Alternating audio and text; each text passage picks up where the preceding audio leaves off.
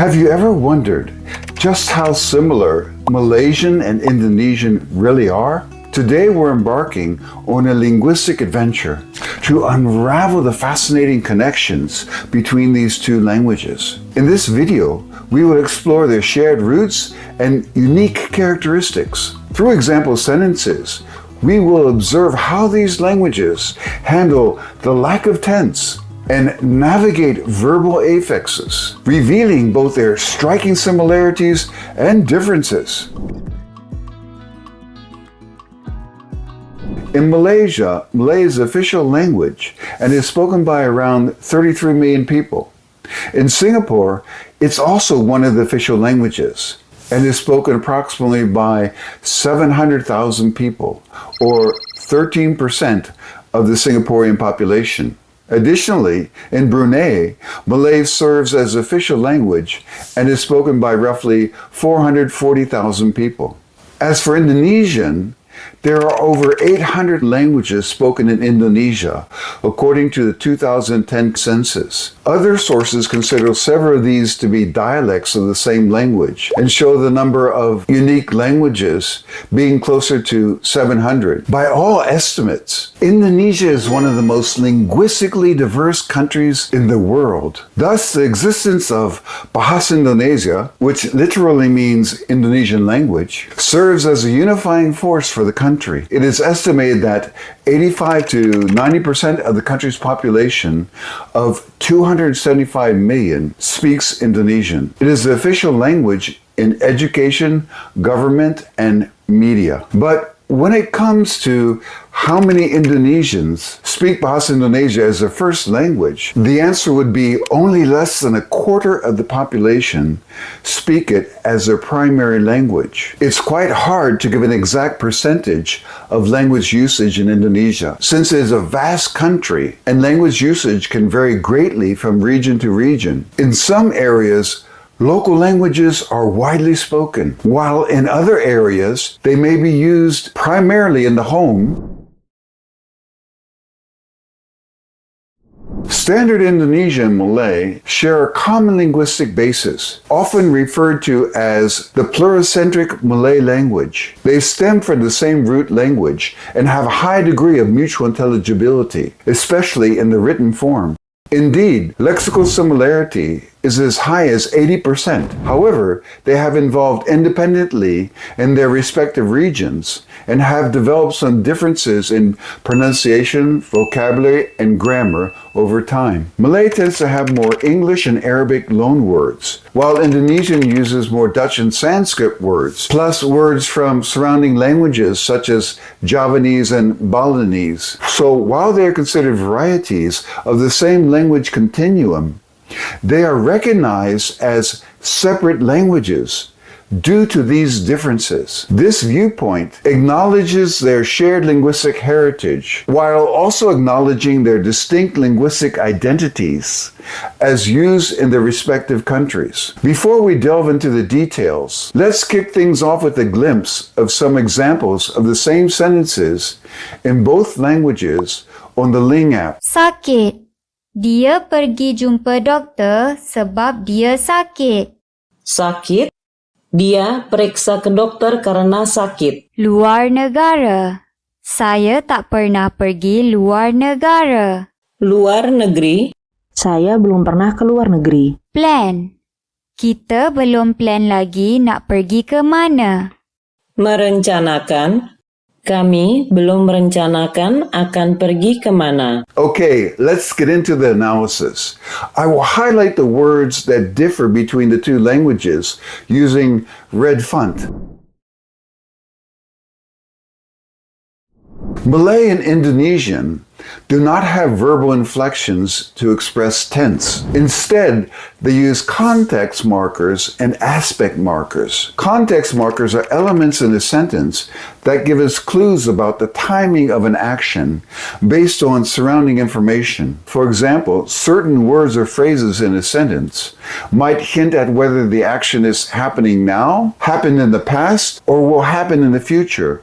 without changing the form of the verb. For example, Subri went to Rosana's party last night. Malay, Subri pergi ke party Rosana minggu lepas. Indonesian, Subri pergi ke pesta Rosana minggu lalu. Next, 4. Rosdiana worked in the post office. Now she works at the university. Tomorrow she will look for another job at a bank. Malay, dulu Rosdiana bekerja di pejabat pos. Sekarang dia bekerja di universiti. Esok dia cara kerja lain di bank. Indonesian, dulu Rosdiana bekerja di kantor pos. Sekarang dia bekerja di universitas. Besok dia mencari pekerjaan lain di bank. Pekerjaan also exists in Malay, but it sounds more formal than just using kerja. Now let's look at aspect markers. Aspect markers, on the other hand, focus on the nature of an action rather than when it occurs. They tell us whether an action is completed, ongoing, habitual, or occurring just once. This is different from tense, which is primarily about timing. Aspect markers provide a unique perspective on actions, emphasizing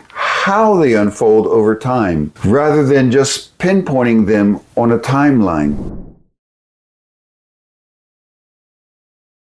Sudah indicates completion, commonly shortened to dah in Malaysian and udah in Indonesian. Examples: Tina had already returned when I arrived. Malay, Tina sudah balik bila saya sampai. Indonesian, Tina sudah kembali ketika saya sampai. Malay can also use kembali and ketika, and Indonesian can use balik and bila. It is just a matter of what is more common and sounds more natural.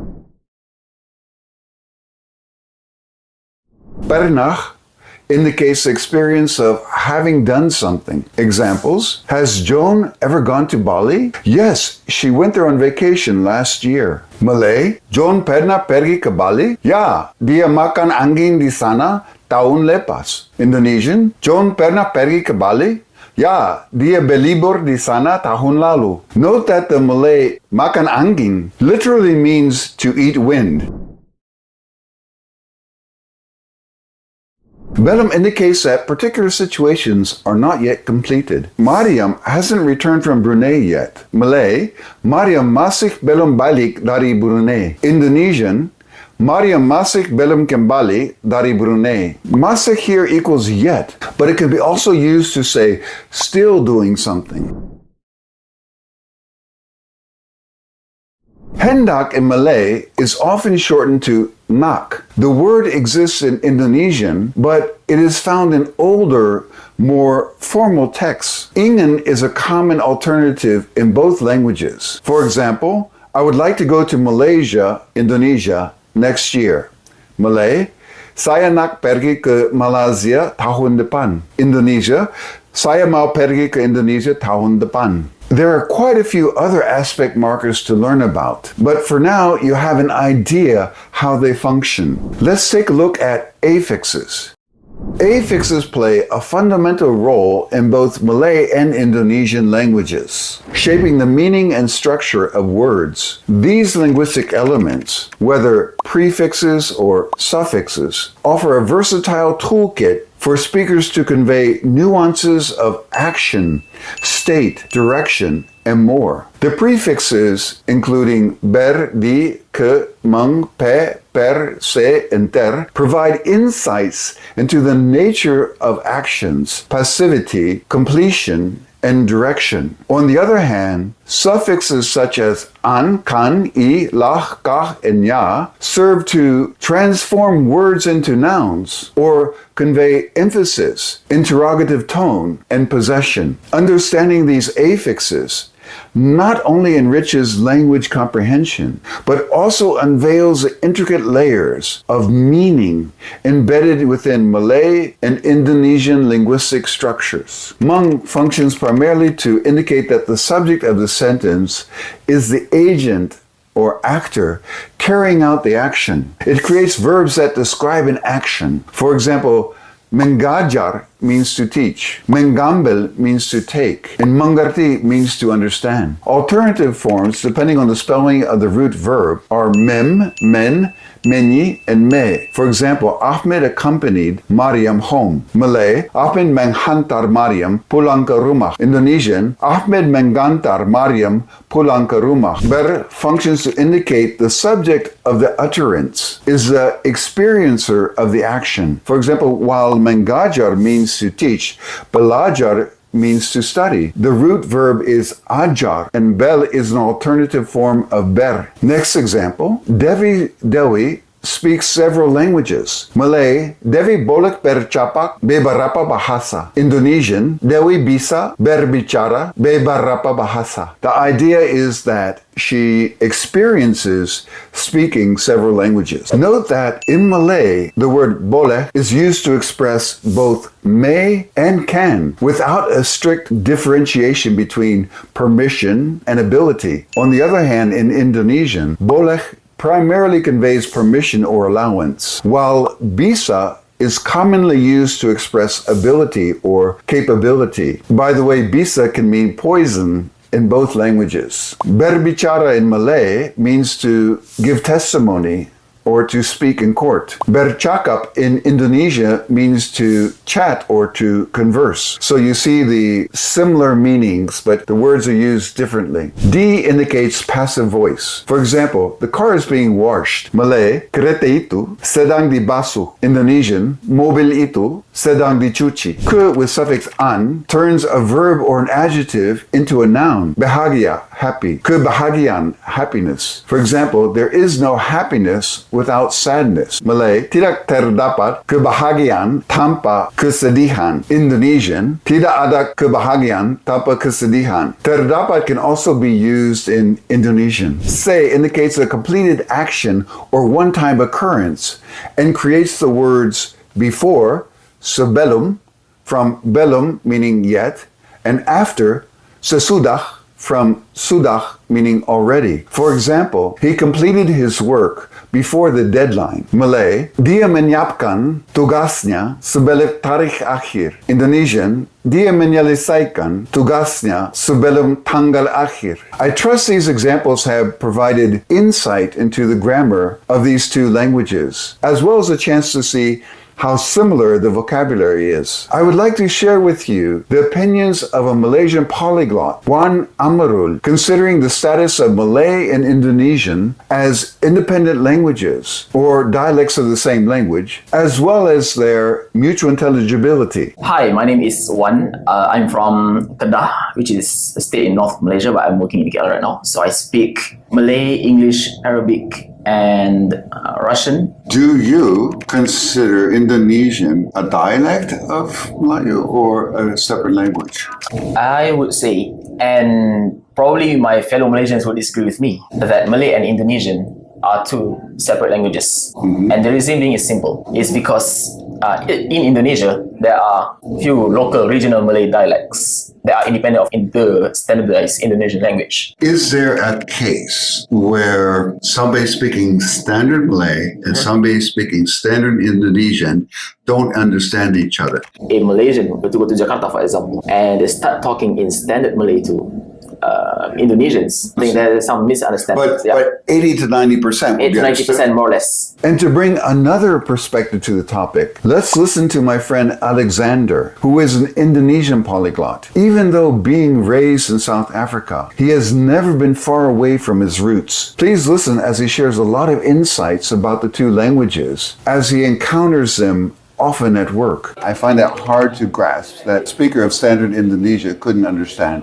standard Malay. Yeah, it really depends on the ethnical background and again, the preconception that you have against Malay, as a Malaysian Malay. If you are from Sumatra, if you are from Borneo, where you are exposed to different Malay dialects, and your first language probably is related to Malay, then understanding Malaysian Malay should not be a problem. But if you are from Java, as in the majority of Indonesia's population, or from the island that goes even eastward, Bali, Nusa Tenggara, Sulawesi, it definitely will be harder. Regarding differences, in some cases, I think it has been exaggerated, but I do agree that it can lead to some very severe confusion. At the moment, I'm currently working as an analyst for an investment company. I deal with both Indonesian and Malaysian documents. I must express, I was very surprised because in Malaysian standard Malay, the amount of Arabic words, loan words that are used is much significantly higher compared to the one that I see in standard Indonesian. When it comes to legal terms,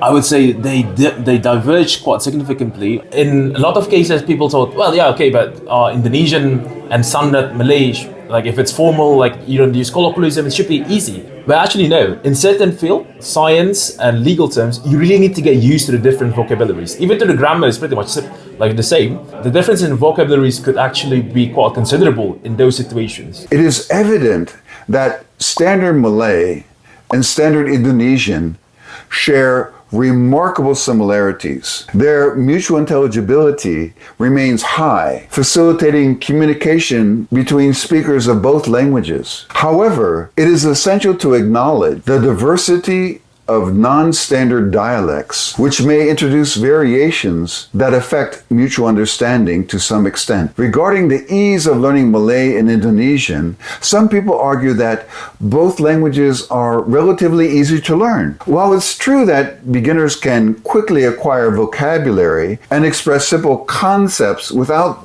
delving deeply into grammar, expressing more complex ideas, and correctly utilizing affixes presents significant challenges. Thus, while the initial stages of learning may seem uncomplicated, achieving fluency and proficiency in both languages requires dedicated study and practice. These languages offer access to vibrant cultures, literature, and connections throughout Southeast Asia. So approach the learning process with enthusiasm and perseverance. With each step forward, you will uncover new perspectives and opportunities, enriching your life and broadening your horizons. If you are curious how some people can learn many languages, if there are any secret methods, check out the video in which I shared about how I learned 30 languages over a span of 48 years. And for more insights and hacks for learning Chinese,